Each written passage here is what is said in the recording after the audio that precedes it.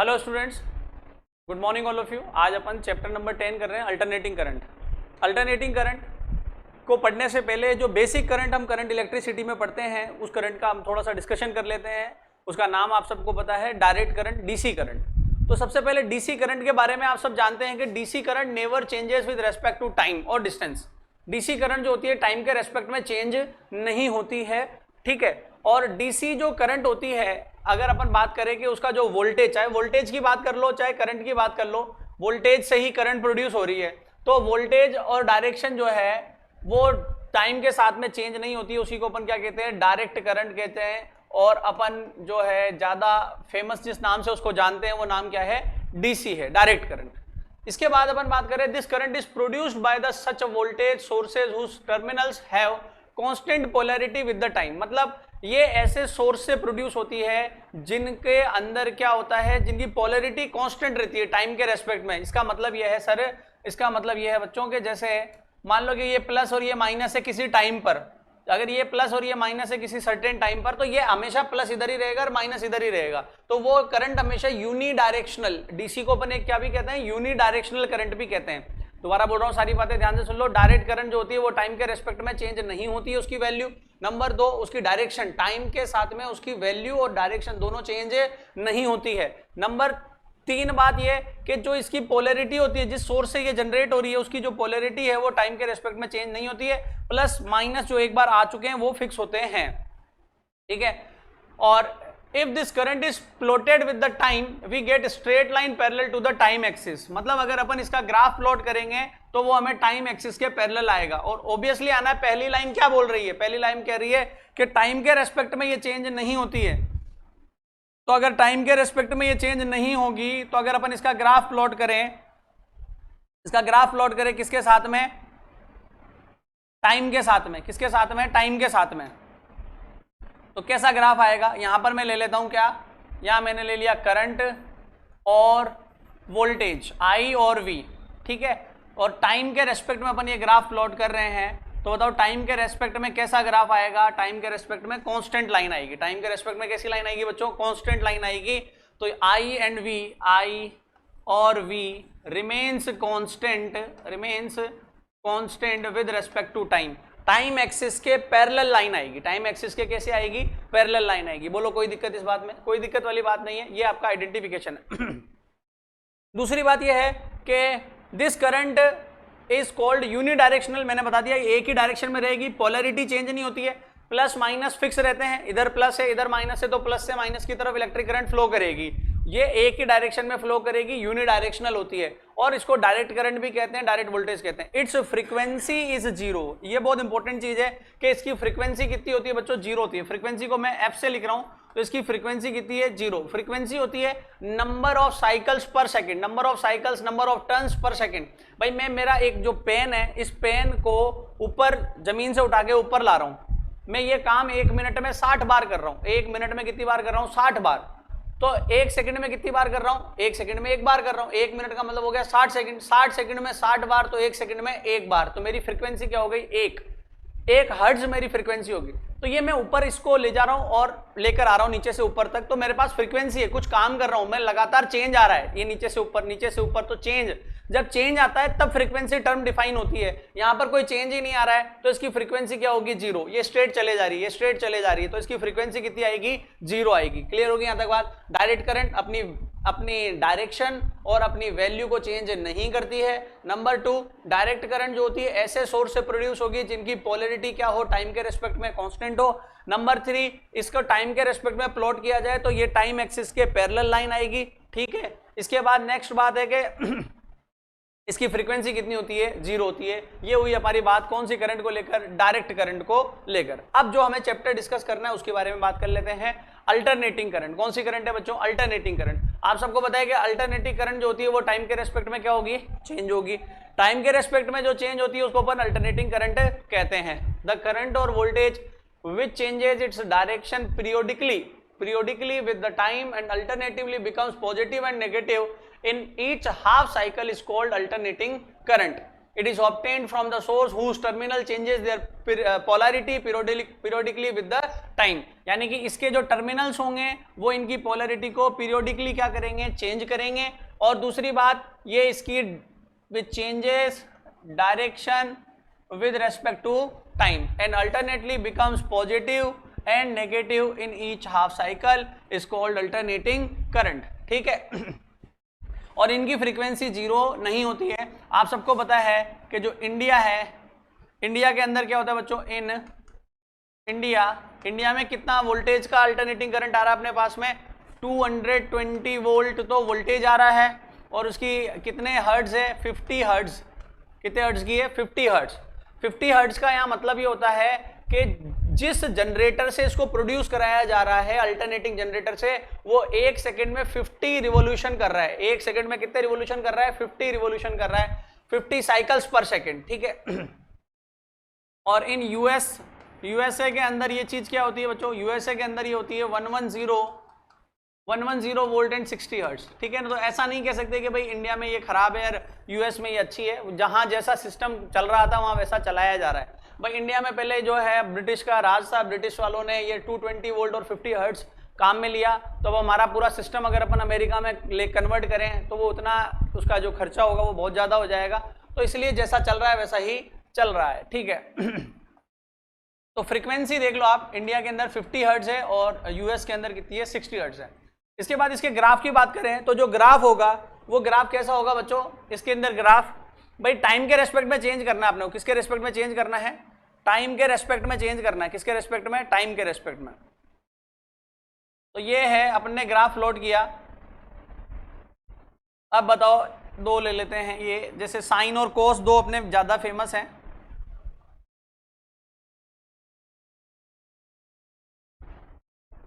अब देखो ध्यान से, जैसे दो तरीके की मेन एसी है अपने पास में. एक तो है sine AC. Sine AC is nothing, sine AC का मतलब होता है, साइन कहां से स्टार्ट होता है, जीरो से स्टार्ट होता है. तो जीरो से स्टार्ट होती है, पीक को पकड़ती है, फिर दूसरी साइड और फिर अगेन ये. तो साइन का जो ग्राफ होता है ये इसका मैक्सिमम वैल्यू है. देखो यहाँ दो चीजें लिखी जाएगी, यहीं से समझना स्टार्ट कर दो ताकि आगे दिक्कत नहीं आए. यहाँ टाइम के रेस्पेक्ट में अगर लिखेंगे और यहाँ लिखा जा सकता है थीटा के रेस्पेक्ट में. अब थीटा को यहाँ पर क्या कहते हैं, ओमेगा टी. ये बात मैंने कल ही बता दी थी तुम्हारे को, ये बात मैंने कल ही बता दी थी, एक बार और बता देता हूँ. यहाँ पर ध्यान रखना, ओमेगा जो होता है वो किसके बराबर होता है, थीटा अपॉन टी के. ओमेगा किसके बराबर होता है, थीटा अपॉन टी के. तो जहां भी हम थीटा लिखेंगे उस थीटा की जगह क्या लिख सकते हैं, theta equals to omega t. Theta equals to omega t. समझ में आ गई बात सबके. अब बताओ, अब आ जाओ वापस इधर. तो जहां मैं ओमेगा टी लिखूंगा ना ग्राफ में, तो उसका मतलब समझ जाना कि सर किसकी बात कर रहे हैं, थीटा की बात कर रहे हैं. तो ये ग्राफ दो चीजों के रेस्पेक्ट में बनाया जाएगा. इधर ध्यान से सुनते जाना पूरी बात, क्योंकि ये बातें आगे बहुत काम में आएगी अपने. ठीक है. ये जो ग्राफ है बच्चों, ये जो ग्राफ है ये टाइम के रेस्पेक्ट में. देखो साइन जो होता है भाई, एक पूरा ऐसे याद रखो, एक पूरा जो ग्राफ होता है उसको बनने में कितना टाइम लगेगा, टाइम पीरियड के बराबर. किसके बराबर लगेगा, टाइम पीरियड के बराबर. ये जो टाइम लेगा वो होगा टाइम पीरियड कैपिटल टी. ठीक है. अब इस टाइम पीरियड को मैंने कितने पार्ट में डिवाइड कर दिया, 4 पार्ट में, 1 2 3 4. तो टोटल अगर टी है तो बताओ 4 पार्ट में इसको डिवाइड कर देंगे तो ईच पार्ट कितने का होगा, sir each part will be t/4. t/4 यहां से यहां तक t/4, यहां से यहां तक t/4. तो बताओ t/4 में t/4 और जोड़ दो भाई. यहां तक t/4 है, यहां से यहां तक t/4 है, लेकिन टोटल टाइम लिख रहे हैं यहां पर. समझ गए ना. अरे मेरे भाई यहां से यहां तक t/4 है, यहां से यहां तक भी t/4 है, लेकिन यहां से यहां तक कितना होगा, यहां से यहां तक कितना होगा, यहां से यहां तक t/4 प्लस t/4 t/2 होगा. फिर ये t/4 है तो यहां से यहां तक बताओ कितना होगा. तो ये होगा t/4 t/2. तो ये कितना होगा 3t/4. और ये लास्ट में कितना आ जाएगा, t आ जाएगा. समझ में आ गई बात सबके. तो ये बात आपको ध्यान रखनी है कि क्या बताई गई है.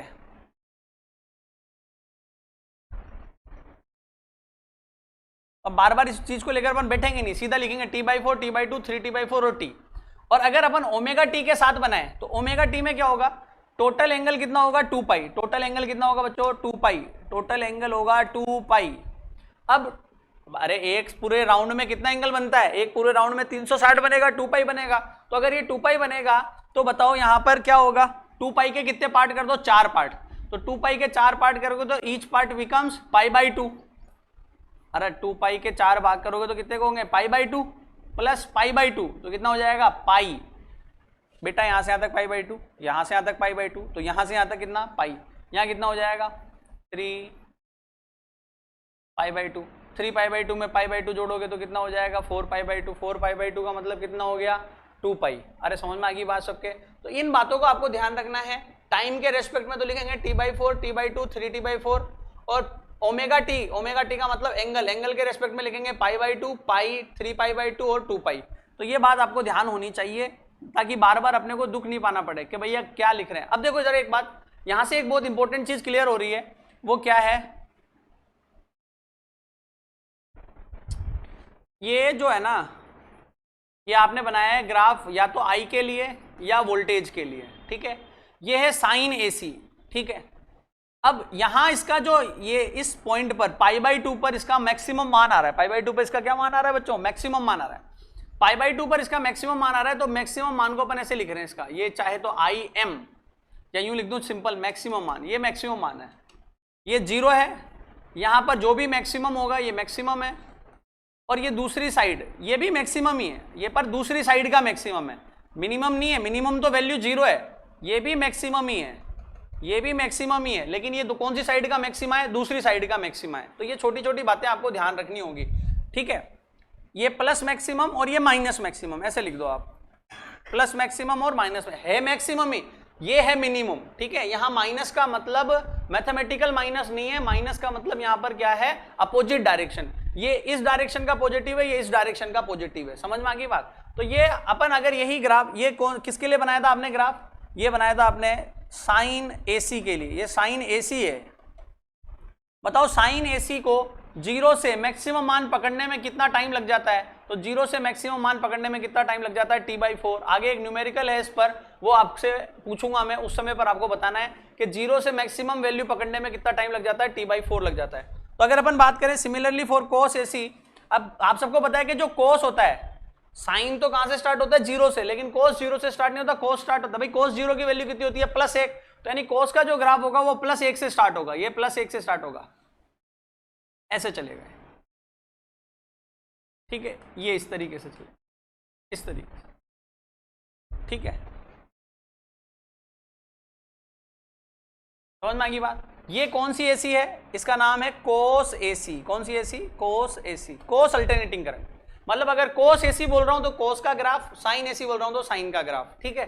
अब बताओ यहां पर वही सारी बातें कि अगर मैं टाइम के रेस्पेक्ट में लूं इसको, किसके रेस्पेक्ट में, टाइम के, तो बताओ टाइम के रेस्पेक्ट में लूंगा तो क्या आएगी, बोलो जल्दी से।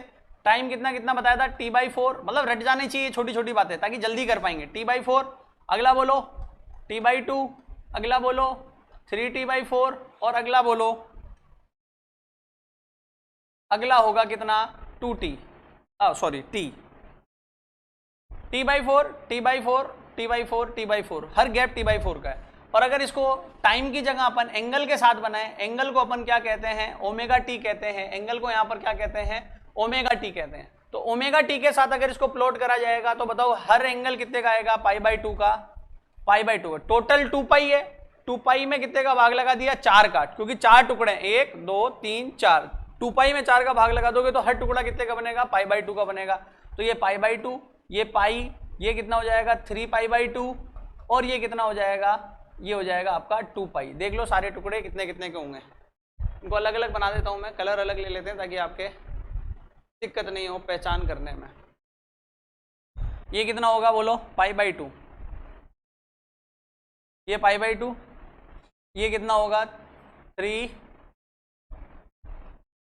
पाई, ये 3 π/2, और ये कितना होगा 2 पाई। समझ में आ गई बात। अरे 2 π/2, 2 π/2, 3 π/2, 4 π/2, तो सब कट पिट के ये सोल्व हो जाएगा, ये बात है। और ये इसका प्लस का मैक्सिमा है, और ये इसकी 0 है, और ये इसका माइनस का मैक्सिमा है।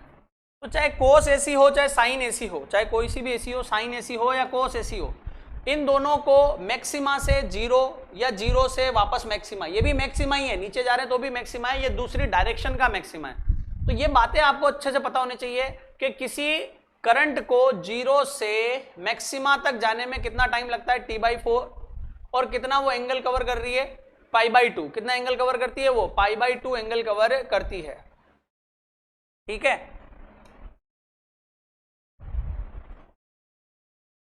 अब आगे बढ़ते हैं। अब कुछ वैल्यूज हैं जो आगे जाके बार बार इन्हीं के नाम आने वाले अपने सामने। Instantaneous, peak, average, root mean square of alternating voltage and the current. देखो इंस्टेंटेनियस आपने 11th क्लास में सुना होगा, instantaneous speed, instantaneous acceleration, instantaneous वगैरह वगैरह। तो इंस्टेंटेनियस का मतलब होता है किसी सर्टेन इंस्टेंट पर, मैं बोलूं t, मैं बोलूं 5 सेकंड पर वोल्टेज की वैल्यू बताओ, तो 5 सेकंड पर at any instant value of voltage and electric current is called instantaneous value. समझ में आ गई बात? इंस्टेंटेनियस वैल्यू होती है किसी इंस्टेंट पर, किसी टाइम पर। नंबर 2 पीक वैल्यू, पीक का मतलब होता है मैक्सिमम वैल्यू, और इसको एम्पलीट्यूड भी कहते हैं। पीक के अलावा इसका नाम क्या है? एम्पलीट्यूड, एम्पलीट्यूड, एम्पलीट्यूड भी कहेंगे। इसको हम जनरली डिनोट करेंगे आई के रेस्पेक्ट में Im से, और V के रेस्पेक्ट में, वोल्टेज के रेस्पेक्ट में Vm से। ठीक है, M का मतलब मैक्सिमम है, यहाँ पर पीक का मतलब भी मैक्सिमम वैल्यू होता है। The maximum value of AC voltage और current in a complete cycle, पूरे के पूरे साइकिल में जो मैक्सिमम वैल्यू चलेगी which is known as peak value. The value of current and voltage any instant, बस ये बातें ये इतनी सी पकड़नी है तुम्हें, एनी इंस्टेंट, मैक्सिमम वैल्यू, और लास्ट एवरेज। एवरेज का मतलब होता है टोटल, एवरेज का क्या मतलब होता है? टोटल। तो the total voltage and total current in one cycle is called average value. In AC circuit the magnitude and the direction of voltage and current changes periodically with the time. The average of all these value for a complete cycle is called average value of AC. complete cycle के लिए जो total value आती है which is called average value। ठीक है, average value, ये क्या लिखा हुआ है? average value। बेटा average value के ऊपर आपके एग्जाम के अंदर जो है क्वेश्चन आ सकता है। अभी बताते हैं कैसे क्वेश्चन आएंगे इसके ऊपर। 2 नंबर का क्वेश्चन आएगा सीधा, एवरेज वैल्यू फाइंड कीजिए साइन की, कॉस की, ऐसे एवरेज वैल्यू। तो अब एवरेज वैल्यू आप कैसे निकालने वाले हैं? ये भी वैल्यू है ना,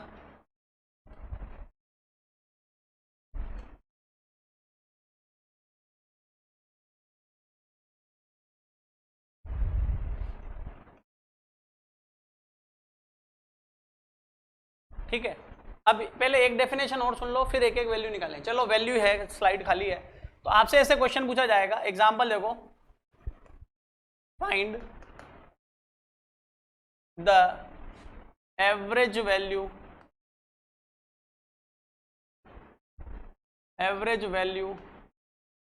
ऑफ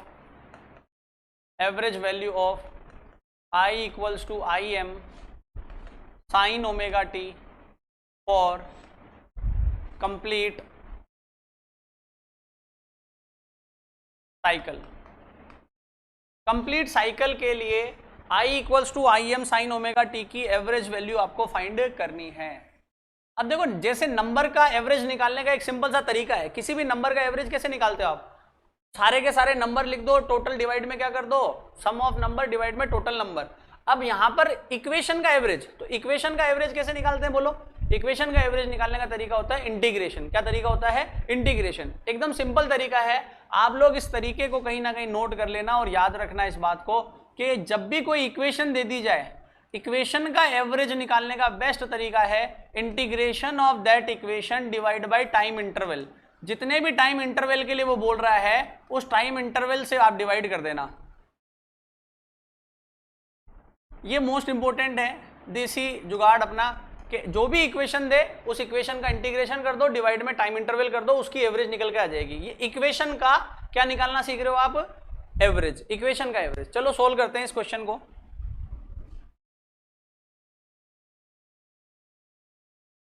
सॉल्यूशन आपको क्या करना है? एवरेज निकालना है, आई एवरेज। देखो इसको ऐसे भी लिखा जाता है, और एक और ऐसा तरीका होता है, ऐसे 2 एरो लगा के। इसको अपन ऐसे लिखेंगे, मैंने बताया इक्वेशन ऑफ इंटीग्रेशन, इक्वेशन का integration of equation Im sine omega t. अब इंटीग्रेशन करोगे तो किसी के रेस्पेक्ट में करेंगे ना, तो टाइम के रेस्पेक्ट में करना है। क्या बोला है, कंप्लीट साइकिल। कंप्लीट साइकिल का मतलब होता है 0 से t, और यहाँ डिवाइड कर दोगे t माइनस 0। अरे समझ में आ गई क्या मेरी बात, क्या करना है आपको। अब कुछ नहीं है, इसका एवरेज निकाल दो। बोलो एवरेज क्या होगा, im बाहर ले लो,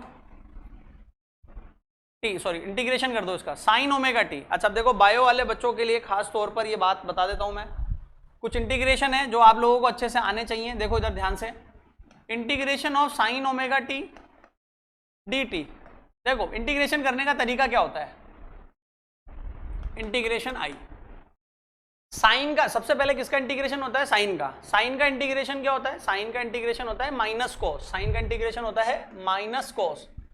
अब आगे जो ये फंक्शन दे रखा है ओमेगा टी थीटा कुछ भी दे सकते हैं यहाँ पर, तो उस फंक्शन को एज इट इज लिख दो, यहाँ पर चेंज नहीं करते हैं। पहले क्या होता है, ट्रिग्नोमेट्रिक फंक्शन का क्या होता है, इंटीग्रेशन होता है। साइन का इंटीग्रेशन क्या हो गया, माइनस कोस। उसके बाद जो आगे फंक्शन है ओमेगा टी उसको एज इट इज लिख दो, ठीक है। उसके बाद में डिवाइड, जो फंक्शन बच गया था जिसका हमने एज इट इज लिख दिया था उसका डिफरेंशिएशन करके उसको डिवाइड में लिखते हैं, उसका डिफरेंशिएशन करके उसको कहां लिखते हैं, डिवाइड में लिखते हैं। तो बताओ क्या आएगा इसका, तो माइनस कोस ओमेगा टी अपनी जगह पर, ओमेगा कांस्टेंट है बाहर, dt dt कट जाएगा, तो इसका फाइनल इंटीग्रेशन क्या होगा, ओमेगा होगा। ये इक्वेशन अपने को पता होनी चाहिए नंबर 1। अब ये डायरेक्ट लिखना आना चाहिए, साइन ओमेगा टी dt कितना होता है, minus cos omega t upon omega. और बता देता हूं, और इंटीग्रेशन देख लो यहां पर, कोस ओमेगा टी dt, बताओ कोस ओमेगा टी dt का क्या होगा इंटीग्रेशन, तो integration of cos omega T dt will be, तो पहले कोस का करेंगे, कोस का इंटीग्रेशन होता है साइन, फिर ओमेगा टी अपनी जगह पर, फिर डिवाइड, फिर फंक्शन का होगा डिफरेंशिएशन और उसका डिवाइड में लिखेंगे डिनोमिनेटर में ओमेगा टी। ओमेगा कांस्टेंट है बाहर निकाल दो, नीचे बचेगा dt, dt dt कैंसिल हो जाएगा। तो बताओ क्या होगा, बोलो फटाफट जल्दी से, साइन ओमेगा टी अपॉन कितना, ओमेगा। अब समझ में आ गया क्या ये, तो ये ऐसे इंटीग्रेशन आपको बहुत बेसिक इंटीग्रेशन है जो आपको आने चाहिए, ठीक है। साइन ओमेगा टी कोस ओमेगा टी, साइन स्क्वायर का आ जाता है तो उसको डायरेक्ट नहीं करते, अभी आगे आएगा वो जैसे आ जाए साइन स्क्वायर ओमेगा टी। अब इसका इंटीग्रेशन कैसे करेंगे, तो साइन स्क्वायर का इंटीग्रेशन सीधा नहीं करके अपन इसको पहले क्या करते हैं, इसमें थोड़ी सी ट्रिग्नोमेट्री लगाते हैं। ट्रिग्नोमेट्री क्या है कि साइन स्क्वायर ओमेगा टी जो होता है वो किसके बराबर होता है, 1 माइनस कोस 2 ओमेगा टी अपॉन 2 के बराबर होता है। साइन स्क्वायर ओमेगा टी किसके बराबर होता है, 1 माइनस कोस 2 ओमेगा टी अपॉन 2 के। तो यहाँ साइन स्क्वायर की जगह क्या लिखोगे, यहाँ लिखेंगे 1 माइनस कोस 2 ओमेगा टी अपॉन 2। अब इसका इंटीग्रेशन होगा, तो इसका इंटीग्रेशन होगा dt के रेस्पेक्ट में, ठीक है। तो विशेष तौर पर मैथमेटिक्स वाले बच्चों के तो ये रोज का काम है। बायो वाले बच्चे यहाँ ध्यान से सुन लेना इस चीज को कि कैसे डील कर रहे हैं, ठीक है। अब 1/2, ये देखो ऐसे इंटीग्रेशन ऐसे होगा, ये 1/2 तो अलग ऐसे लिख लो, या 2 को बाहर निकाल लो, तुम्हारी मर्जी है, जैसे तुम्हारे को समझ में आता है। 2 को बाहर ले लो, अंदर बोलो कितना बचेगा, 1। अब 1 का dt के रेस्पेक्ट में, ये 1 है, और समझा देता हूं ध्यान से देख लो, 1 माइनस कोस 2 ओमेगा टी और dt। अब dt का पहले 1 के साथ होगा, तो 1 dt का इंटीग्रेशन कितना होगा, t। 1 dt का इंटीग्रेशन कितना होगा, t। 1 dt का इंटीग्रेशन होगा t, और cos 2 ओमेगा t, मैंने अभी तुम्हें सिखाया cos का इंटीग्रेशन कैसे लिखते हैं। cos का इंटीग्रेशन होता है साइन, cos का इंटीग्रेशन होगा साइन, माइनस अपनी जगह पर, cos का इंटीग्रेशन होगा साइन, फिर जो फंक्शन देते हैं उसको एज इट इज लिख देते हैं 2 ओमेगा टी। फिर क्या बताया था, फिर जो नीचे फंक्शन है उसका डिफरेंशिएशन करते हैं और उसको डिवाइड डिनोमिनेटर में लिख देते हैं dt 2 ओमेगा टी। बताओ, और ये जो है 1/2 पूरी इक्वेशन के बाहर चल ही रहा है, 1/2 पूरी इक्वेशन के बाहर चल रहा है, ये 1/2 पूरी इक्वेशन के बाहर चल रहा है। अब बताओ इसको सोल्व करोगे क्या आएगा, तो 1/2 अपनी जगह पर, 1/2 अपनी जगह पर, अंदर क्या बचेगा, t माइनस साइन, आगे आएगा ये, और ये तुम्हारे ऐसे नहीं है बोर्ड में नहीं आता है, ये बोर्ड में डेरिवेशन आते हैं तुम्हारे, यही साइन 2 ओमेगा टी। बताओ 2 ओमेगा कांस्टेंट बाहर, dt dt कैंसिल हो जाएगा। इतनी देर से ओमेगा बाहर आ रहा था, अब 2 ओमेगा आ गया तो 2 ओमेगा बाहर हो गया, नीचे 2 ओमेगा से डिवाइड कर देंगे। तो ये अभी अपने बहुत ज्यादा काम में आने वाले हैं, तो ये इंटीग्रेशन बहुत इंपॉर्टेंट है, आपको आने चाहिए। साइन स्क्वायर ओमेगा टी होता है 1 माइनस कोस 2 ओमेगा टी, और कोस स्क्वायर ओमेगा टी किसके बराबर हो जाएगा, 1 प्लस कोस 2 ओमेगा टी अपॉन में कितना, 2। तो फिर आपको स्टेप यही करनी है। आप चाहें तो अपने घर पे इसको चेक कर सकते हैं। अब आ जाओ इधर वापस। ये कह रहा है हमें इसका एवरेज निकालना है। ये बोर्ड के लिए बहुत इंपॉर्टेंट है, ये ध्यान रख लेना। 2 नंबर का सवाल आएगा सीधा सीधा, और पूरा सवाल ये मैथमेटिक्स पर बेस्ड है। आई एम अपॉन टी। अब बचा अंदर साइन ओमेगा टी, ध्यान से समझ लेना, अभी एक और चांस मिलेगा। Sign omega t d T. बताओ सबसे पहले किसका इंटीग्रेशन होता है? साइन का। अब बोलते जाओ फटाफट। साइन का इंटीग्रेशन कितना होगा? साइन का इंटीग्रेशन होगा सर माइनस कोस। साइन का हो जाएगा माइनस कोस, फिर फंक्शन एज इट इज लिख देते हैं। फिर डिवाइड में जो फंक्शन होता है उसका क्या करते हैं? अब मत करो यार बार बार। साइन ओमेगा टी का बता दिया ना, minus cos omega t upon कितना होता है? ओमेगा होता है। अब कितने टाइम इंटरवल के लिए था? 0 से लेकर के t के लिए था। किसके लिए था? 0 से लेकर के t के लिए। अब बताओ इसको सोल्व करो आगे। ओमेगा बाहर माइनस बाहर, लिमिट लगा दो 0 से लेकर के t। I average will be minus I M upon T, minus I M upon omega T. Omega T पूरे को बाहर ले लो, और यहां बचेगा तुम्हारा क्या? कोस ओमेगा टी। कोस ओमेगा टी 0 से लेकर के t तक। अरे बचेगा। अब बताओ आई एवरेज कितना आएगा? Minus I M omega t. अब cos omega t into t, इसको पता है कैसे लिखा जाएगा? इसको लिखने का तरीका होगा कोस ओमेगा जो होता है ना बच्चों, वो किसके बराबर होता है? यहाँ लिख देता हूँ साइड में। ओमेगा बराबर होता है 2 पाई अपॉन टी के। किसके बराबर होता है? 2 पाई अपॉन टी। तो यहाँ लिखेंगे 2 pi upon T into T, T की जगह अपर लिमिट टी, समझ गए? माइनस इधर लिख रहा हूं नीचे, cos 2 pi upon T lower limit. अरे लिमिट तो टी की रखनी है ना, कॉस टी की लिमिट रखनी है कैपिटल टी और टी की लिमिट रखनी है 0। तो ओमेगा की जगह 2 पाई अपॉन टी, ओमेगा की जगह 2 pi upon T, small T की जगह एक बार कैपिटल टी, स्मॉल टी की जगह एक बार स्मॉल 0। तो बताओ ये लिमिट है। अब बोलो क्या आएगा? I average I M upon omega T. T से टी कैंसिल हो जाएगा? अरे हो जाएगा।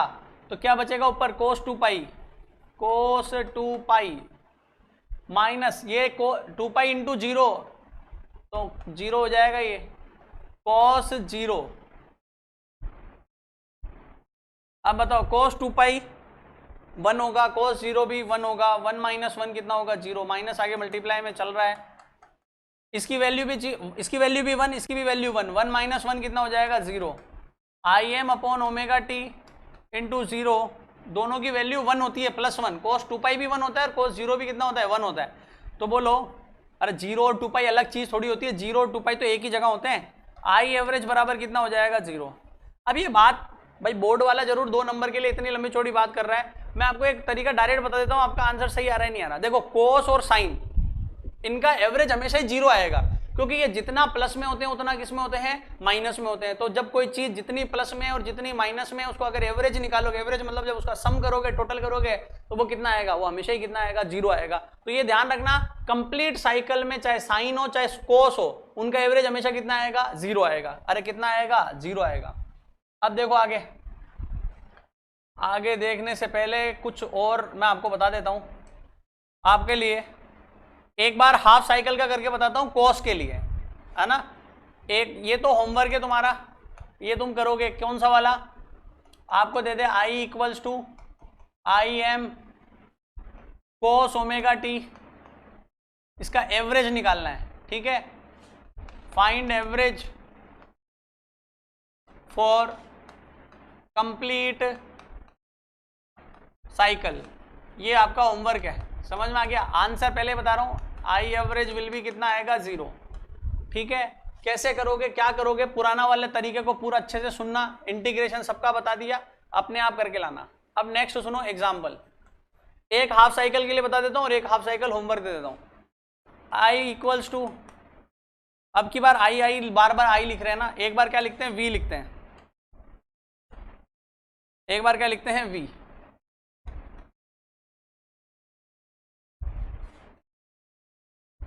ये लिखा मैंने v equals to V m sine omega t, v equals to V m sine omega t. Find average find average for complete cycle. अब ये जीरो नहीं होगा क्योंकि ये तो हाफ साइकिल के लिए पूछ रहा है, हाफ साइकिल में साइन पॉजिटिव होता है। अबे इधर देखो ये ग्राफ इसलिए पहले बता दिए तुम्हारे को, साइन जो होता है यहाँ इस एरिया में साइन क्या होता है पॉजिटिव, इस एरिया में पॉजिटिव, इस एरिया में नेगेटिव, इस एरिया में नेगेटिव, तो इसका पॉजिटिव टोटल इसका नेगेटिव टोटल जीरो हो जाता है। समझ में आ गई मेरी बात? इसका पॉजिटिव इसका नेगेटिव जीरो, इसका नेगेटिव इसका पॉजिटिव जीरो। तो वो बात डिपेंड करती है कि आपसे किस इंटरवल के लिए पूछ रहा है। अगर पूरे के लिए पूछ रहा है तो जीरो आएगा। अभी अपन अगर इस साइन का कैलकुलेट करेंगे ना तो इस साइन का हाफ साइकिल में जो आंसर आएगा वो पॉजिटिव आएगा ऊपर ही ऊपर की तरफ। और अगर आपसे t/2 से भाई जिसके लिए बोले उतनी लिमिट लगा दो यार, सिंपल सी बात है। अभी देखो समझ में आएगी बात क्या कहना चाह रहा हूं मैं। आपको ये दिया गया है, अब इससे पूछ रहा है find average for complete cycle, नहीं हाफ साइकिल, हाफ साइकिल। बताओ हाफ साइकिल के लिए कैसे निकालोगे? बोलो, बोलना कुछ नहीं है जी, सीधा एवरेज कर दो। एवरेज क्या तरीका बताया था? इंटीग्रेशन, सबसे पहले इंटीग्रेशन करना है, जो लिमिट बताई जाए वो लिमिट लगानी है 0 से t/2 dt। उसके बाद में इंटरवल, टाइम इंटरवल कितना है t/2 - 0। सिंपल है, बार बार एक ही काम कर रहा हूं। अब आपको आंसर पुट वैल्यू बोलो, v एवरेज, vm बाहर, t/2 में से 0 घटाओगे t/2, 2 किधर चला जाएगा ऊपर, और t को लिख लिया इधर। अब बोलो लिमिट है 0 से लेकर के t/2 की, vm बाहर आ चुका है, साइन ओमेगा t dt। बोलो sine omega t dt integration v average कितना होगा 2vm/t, 2vm/t sign omega t d T. तो साइन ओमेगा टी का अब बोलो, फटाफट बोलो, दिमाग में आना चाहिए, minus cos omega t upon omega, 0 से लेकर के t/2 तक, 0 से लेकर के t/2 तक। तो बताओ वी एवरेज कितना आएगा? वी एवरेज आएगा 2vm/t, ओमेगा भी बाहर ले लो, माइनस भी बाहर ले लो। अब बताओ क्या आएगा? अंदर बचेगा माइनस कोस, सॉरी माइनस बाहर ले लिया, कोस ओमेगा, चलो एक बार लिख देता हूं तुम्हारे लिए, 0 से लेकर के t/2 तक। अब बताओ final step, v average minus 2vm/t, limit रखो, कोस ओमेगा की value 2π/t into small t की value t/2, upper limit minus lower limit cos पहले ओमेगा 2π/t इंटू 0। तो v एवरेज कितना होगा? v एवरेज होगा माइनस 2vm, ओमेगा कितना होगा 2π/t, चलो इसको बाद में बात करेंगे, ओमेगा t, t से t कैंसिल हो जाएगा, 2 से 2 कैंसिल हो जाएगा। बताओ, मैं कैंसिल नहीं कर रहा हूँ ताकि आपको दिक्कत नहीं है समझने में। t से t, 2 से 2 क्या बचेगा? cos पाई, और ये 0 से मल्टीप्लाई कर दोगे तो 0 ही आएगा, तो यहाँ बचेगा आपके पास में cos पाई माइनस cos कितना 0। अब बोलो इसको कहाँ लिखें? यहाँ लिख देता हूँ ना, यहाँ लिख रहा हूँ उसको। बोलो वी एवरेज कितना आएगा? V average will be minus 2vm/t cos पाई, cos 0 1 cos π/2 कितना 0, और cos पाई कितना -1 होता है, तो ये कितना हो जाएगा -1, cos पाई cos 180 -1 होगा, और cos 0 कितना होगा 1 होगा। तो माइनस तो साइन का फॉर्मूले का, और cos 0 की वैल्यू प्लस का 1 होती है, तो माइनस माइनस क्या हो जाएगा? ये माइनस का 2 इंटू माइनस का 2 माइनस का 4, तो कितना आ जाएगा? माइनस का 2 इंटू माइनस का 2 हो जाएगा प्लस का 4, ये हो जाएगा 4vm/ ओमेगा की वैल्यू 2π/t इंटू t से t कैंसिल, t से t क्या हो जाएगा? कैंसिल। बताओ कितना आएगा? ये 2 से 4 बार कैंसिल हो जाएगा 2, तो v एवरेज कितना आ जाएगा? 2vm/π। तो तो देख लो अब की बार एवरेज 0 नहीं आया, तो ऐसा जरूरी नहीं है कि एवरेज हमेशा 0 हो, एवरेज हमेशा 0 ऐसा क्लियर है सबके। तो अब एक होमवर्क तुम्हारे को दे देता हूं मैं, ये होमवर्क आपको करके लाना है, find average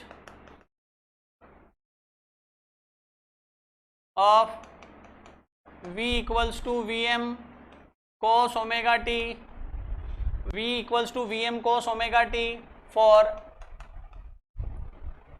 half cycle, for first half cycle. First half cycle का मतलब होता है 0 से t/2, ठीक है। ये इक्वेशन है, लिख के दूंगा कैसे करोगे, v एवरेज इक्वल्स टू 0 से लेकर के t/2 vm cos omega t dt और डिवाइड में टाइम इंटरवल, टाइम इंटरवल कितना है t/2 माइनस 0।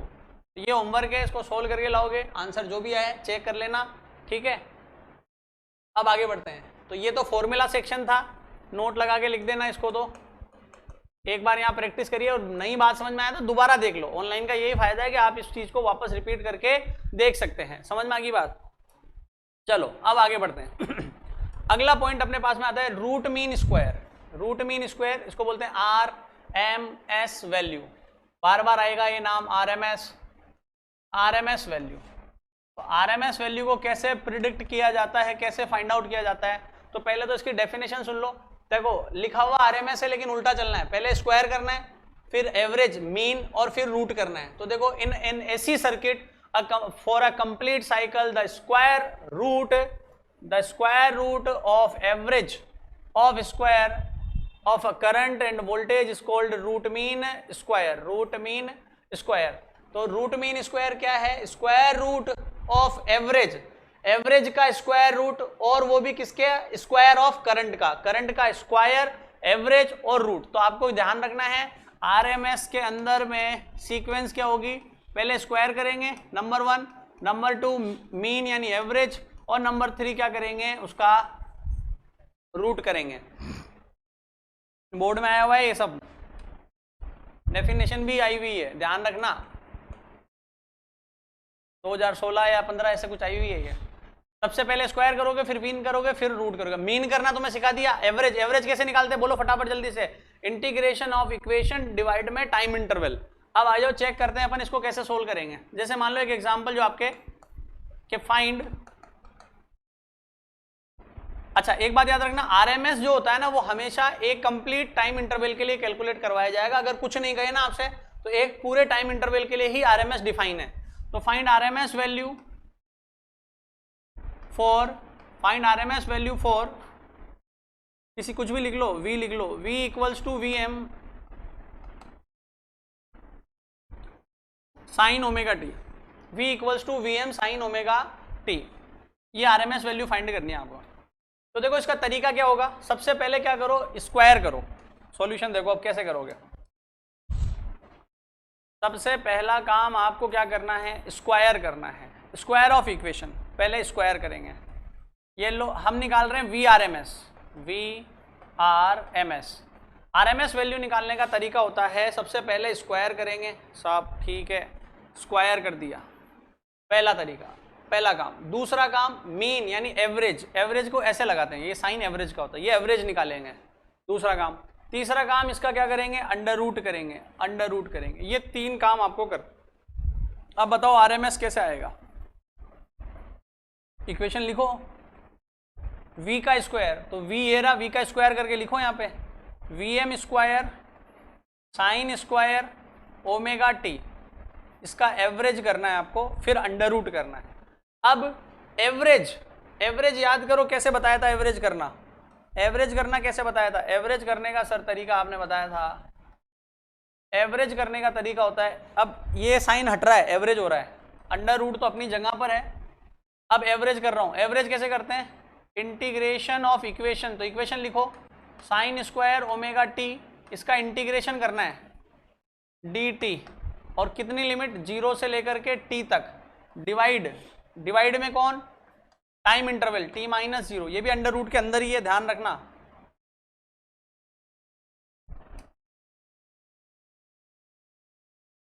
अब आपको इसका क्या कर देना है, इंटीग्रेशन करना है और लास्ट में अंडर रूट। अभी थोड़ी देर पहले सिखा कर आया हूँ, साइन स्क्वायर ओमेगा टी का इंटीग्रेशन सीधा नहीं करना है 1 minus cos two omega t. अगर साइन की जगह कोस स्क्वायर आ जाए, कोस स्क्वायर आपके नहीं दे रखा सिलेबस में, लेकिन मैंने फिर भी आपको बता दिया कि कोस स्क्वायर अगर आ जाए तो 1 plus cos two omega t करके सेम फर्दर स्टेप आपको करनी है, माइनस की जगह क्या कर दोगे, प्लस कर दोगे। अब बताओ इसका अपन करेंगे, अपने पास में आ गया है, अपन क्या निकाल रहे हैं, वीआरएमएस, वीआरएमएस निकाल रहे हैं।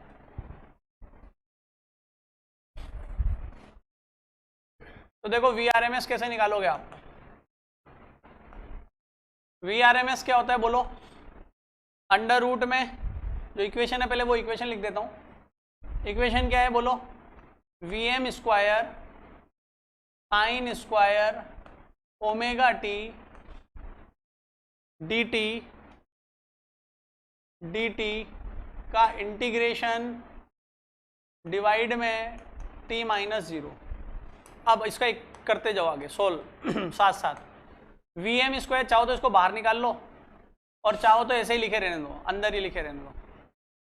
अंडर रूट में वी एम स्क्वायर टी अपनी जगह, इंटीग्रेशन किसका होगा, sign square omega t d t का 0 से लेकर के टी तक।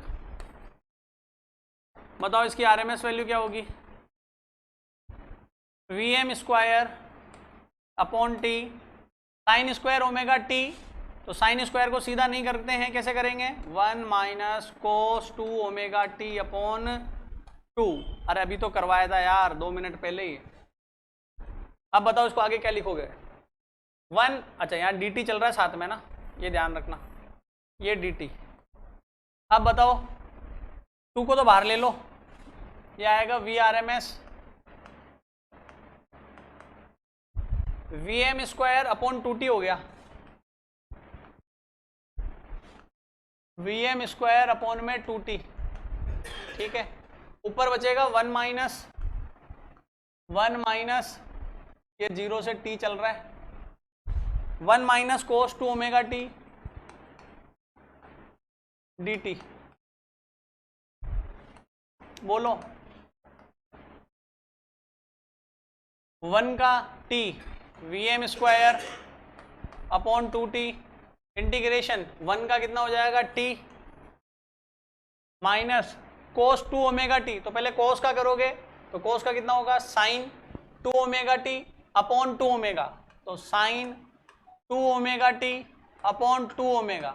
पहले ट्रिग्नोमेट्रिक फंक्शन का करते हैं, फिर फंक्शन को एज इट इज लिख देते हैं और उसके बाद डिवाइड में जो फंक्शन होता है उसका डिफरेंशिएशन करके डिनोमिनेटर में लिख देते हैं। और नीचे ये लिमिट कितनी आ जाएगी, 0 से लेकर के t तक।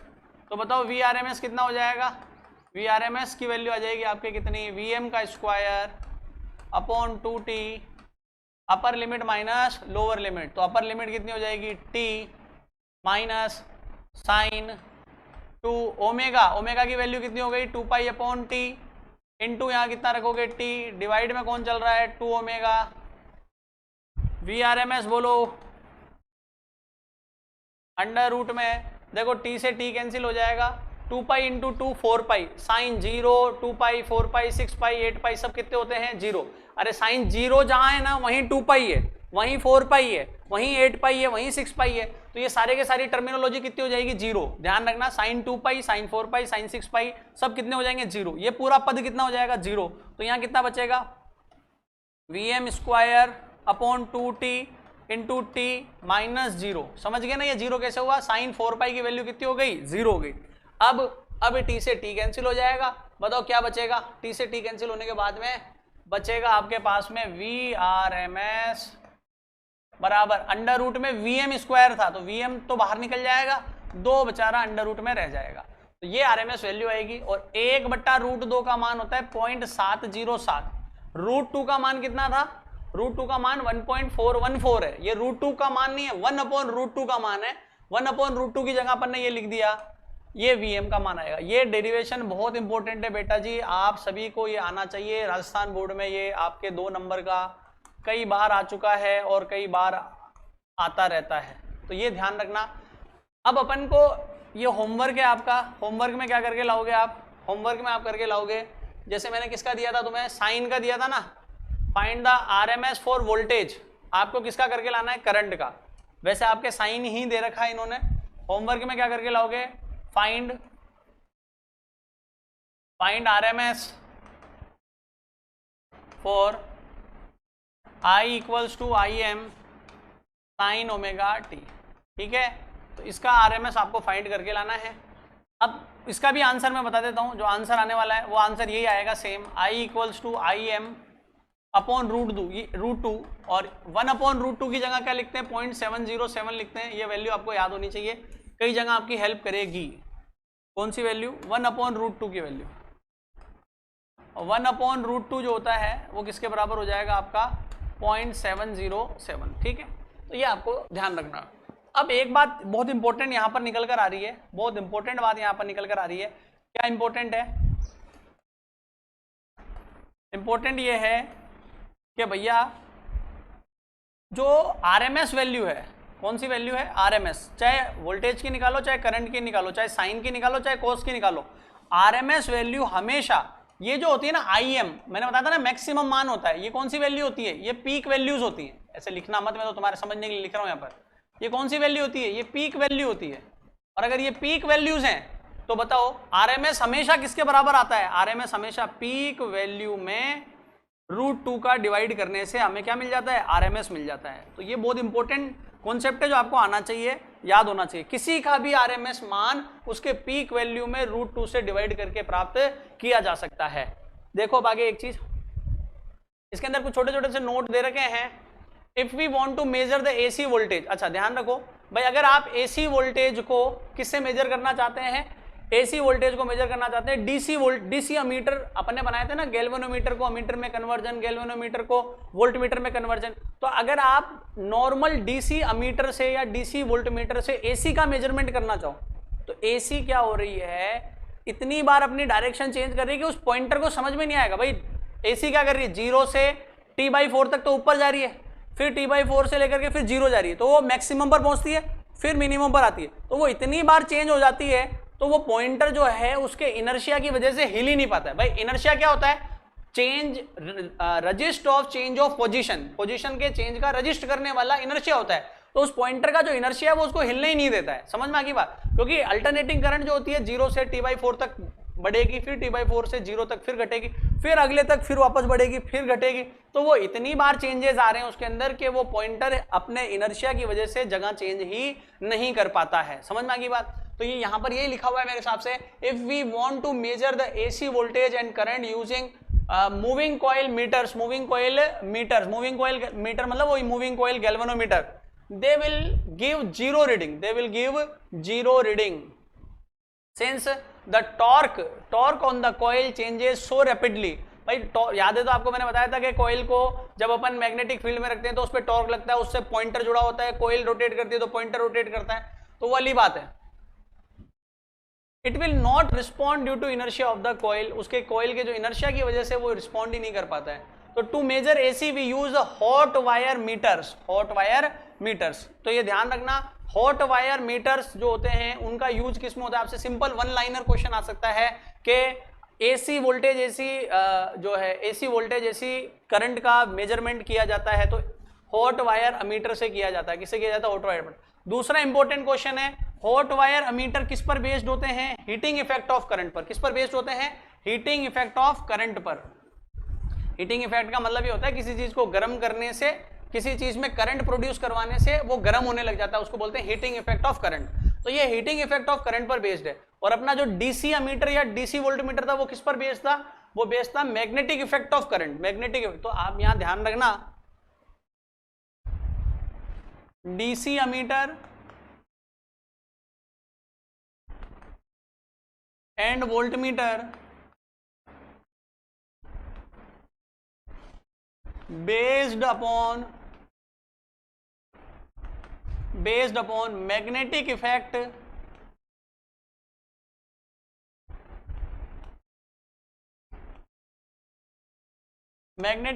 of current, magnetic effect of current पर बेस्ड है वो।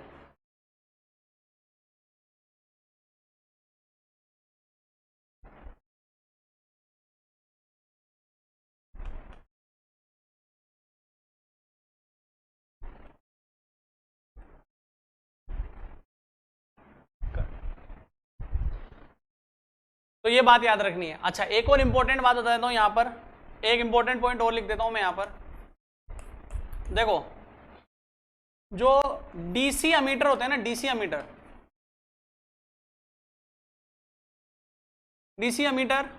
And voltmeter, DC ammeter and voltmeter measure average value. ये कौन सी वैल्यू कैलकुलेट करते हैं? Average value.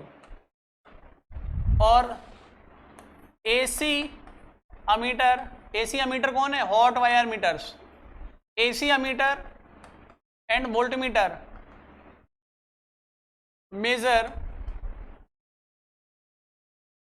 RMS value. ये ध्यान रखना आप, छोटे छोटे पॉइंट हैं पर इंपॉर्टेंट है।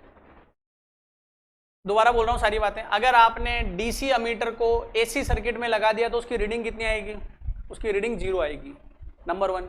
नंबर 2, आपने क्या किया, आपसे पूछा जाएगा कि भाई एसी करंट का मेजरमेंट किससे होता है? तो हॉट वायर मीटर से होता है, hot wire ammeter, hot wire voltmeter से। ये किस बात पर बेस्ड है? हीटिंग इफेक्ट ऑफ करंट पर बेस्ड है। ये कौन सी वैल्यू मेजर करते हैं? ये आरएमएस वैल्यू मेजर करते हैं। डीसी वोल्टमीटर, डीसी अमीटर कौन सी वैल्यू करते हैं? वो एवरेज करते हैं।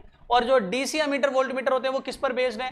वो बेस्ड है DC ammeter and voltmeter based upon magnetic effect of current, magnetic effect of current. The domestic supply of AC in India, Rajasthan board में आया हुआ सवाल है आपके।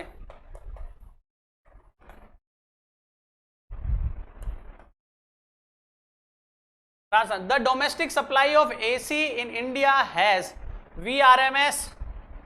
जो अपन बोलते हैं ना बेटा, अपन बोलते हैं ना हमारे घर में 220 वोल्ट आ रहा है, 20 जो वोल्ट आ रहा है, वोल्टेज आ रहा है 220 वोल्ट जो आ रहा है, 220 वोल्ट है। वो वोल्टेज की कौन सी वैल्यू पता है आपको? वो वोल्टेज की हम आरएमएस वैल्यू बताते हैं। जो हम बोलते हैं ना हमारे घर में 220 वोल्ट आ रहा है, तो वो 220 वोल्टेज किसकी वैल्यू है? उसकी आरएमएस वैल्यू। ये ध्यान रखना, एक बहुत इंपॉर्टेंट बात है कि जो आरएमएस वैल्यू है, तो हमसे कोई पूछे hence its peak value will be, तो इसकी पीक वैल्यू क्या होगी? तो बताओ, अभी अभी सिखाया था तुम्हें थोड़ी देर पहले, क्या सिखाया था कि सिंस हमें वोल्टेज की पूछ रहा है तो मैं ऐसे लिखूंगा, देखो लिखने का तरीका, VRMS equals to peak value, तो पीक को लिखते हैं V M से। अरे अगर करंट होती तो IRMS IM/√2 लिखता मैं, समझ गए? अब बताओ यहां से क्या निकालना है आपको? Peak value. तो पीक वैल्यू कितनी आएगी? √2 इंटू RMS। तो peak value will be √2 1.414 multiply 220। तो इसका आंसर जो है डायरेक्ट आपको याद होना चाहिए, 311 वोल्ट आता है। 2016 या 17 के अंदर राजस्थान बोर्ड के अंदर ये क्वेश्चन आया है, ठीक है? या तो 16 में आया है या 17 में आया है। तो ये आपको डायरेक्ट याद होना चाहिए। अरे क्लियर हो गई यहां तक की बात?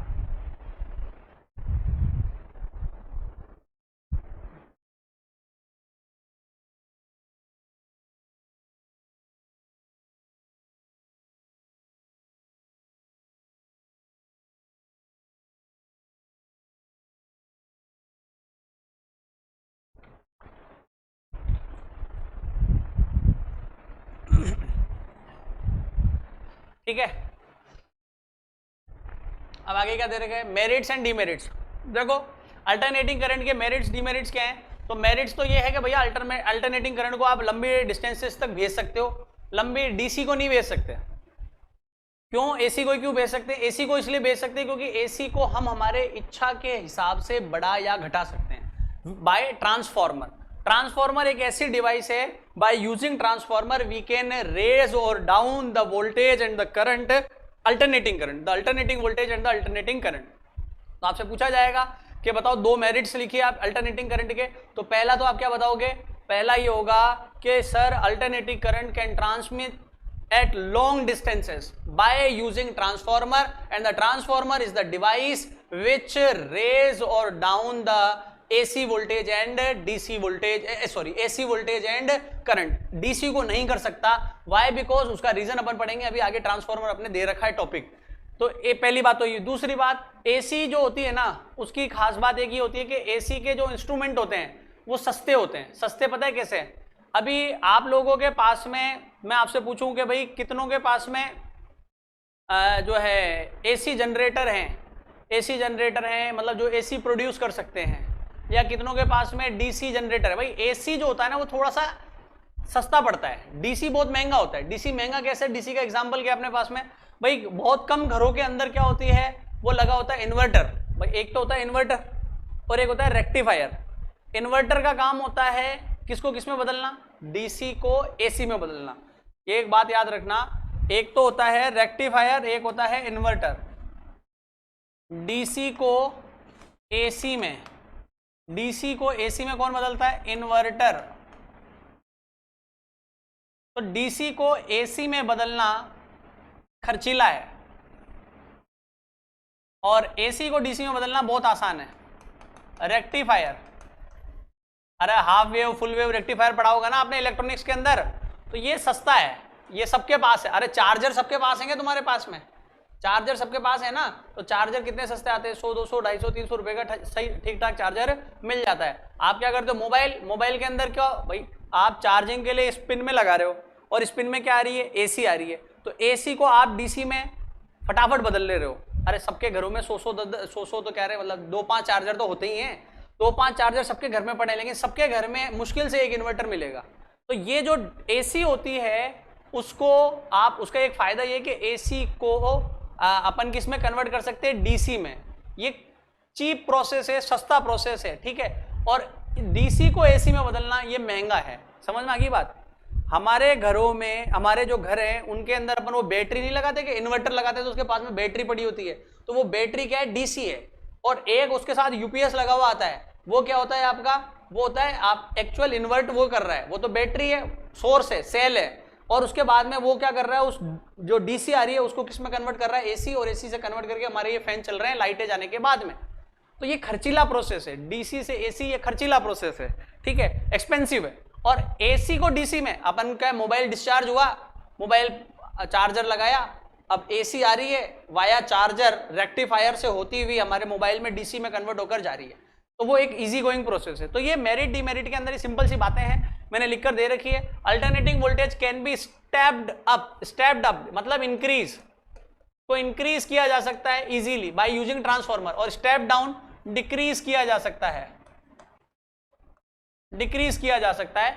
So the transmission of electric power possible at high voltage and low current. और ये बात आपको इलेक्ट्रिसिटी में पढ़ाई गई होगी कि क्यों हाई वोल्टेज पर डीसी को हाई वोल्टेज पर क्या होता है? वोल्टेज का ट्रांसमिशन क्यों किया जाता है? पावर लॉस को कम करने के लिए किया जाता है।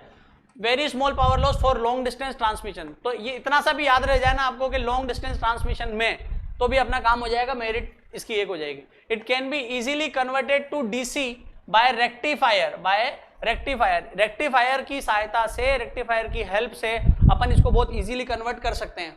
Alternating current generators and motor, जो अल्टरनेटिंग करंट पर बेस्ड मोटर और जनरेटर होते हैं, मोर रग्ड एंड कन्वीनियंट मतलब रफ, आराम से रफ टफ होते हैं, इतना इजीली खराब नहीं होते हैं। In the operations also there cost is less than DC generators and motor. DC generator और मोटर की तुलना में क्या होते हैं? ये थोड़े से इजी होते हैं, कन्वीनियंट होते हैं, सस्ते होते हैं।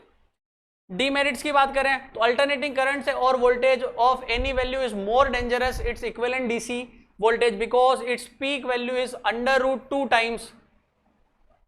ये ध्यान रखना, √2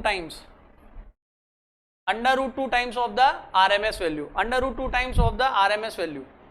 अरे समझ में आ गई बात? अरे अभी देखा था ना आरएमएस वैल्यू कितनी थी? आरएमएस जो हमारे को दिखाई दे रही है वो आरएमएस तो 220 है, लेकिन उसका झटका कितने का लगेगा? 311 तक। अरे 220 तो क्या है?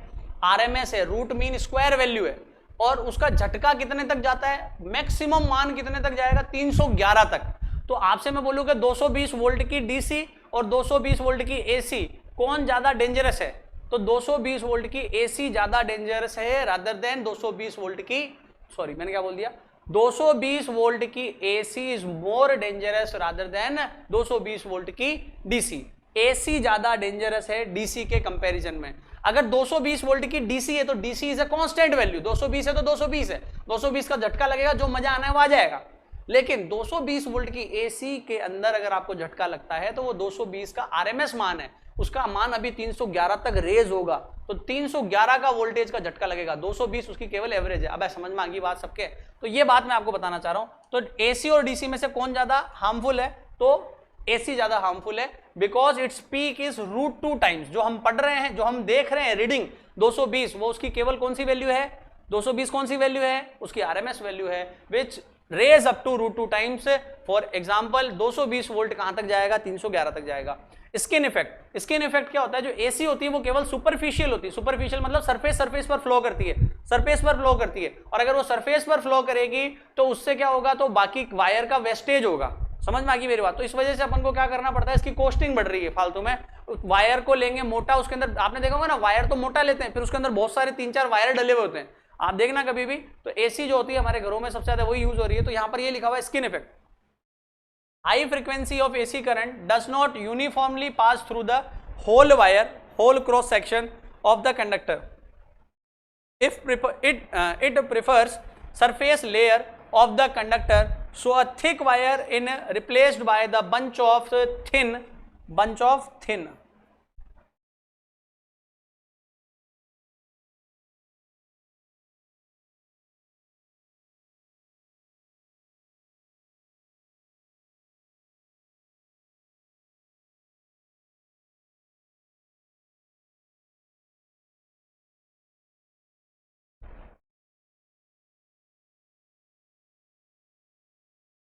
thin wires to reduce this effect। ठीक है, तो आज का ये लेक्चर है, आपको मिल जाएगा।